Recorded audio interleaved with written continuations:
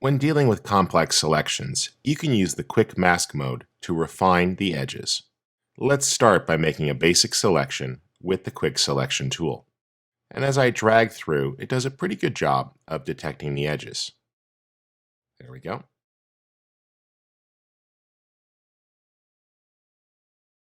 And there are some really complex sections here, so we'll get it close. Great. I'll press Q for Quick Mask, and I can see the mask for the image. Now in this case, it's a little difficult to see since it's red on red, so I'll double click and change the color for the Quick Mask.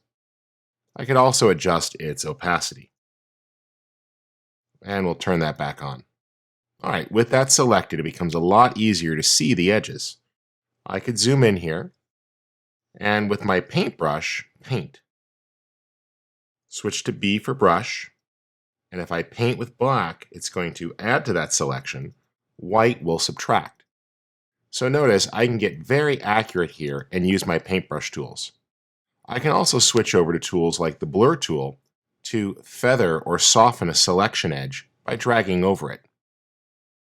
Other useful tools include the smudge tool, and I often find myself using it in darken mode to push the mask in.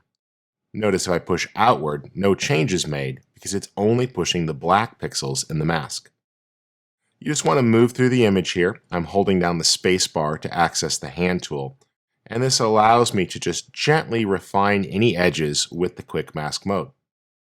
The real advantage here is the ability to visualize the mask, and with a little bit of finger painting and pushing of pixels, you can easily tighten up any unwanted gaps. Alright, that's looking pretty good. Let's just do that edge there. Push that in a bit. And we move down, and I see only minor blemishes causing problems. I'll grab the paintbrush here and click painting with black to add to the mask. There we go. And that's looking pretty good.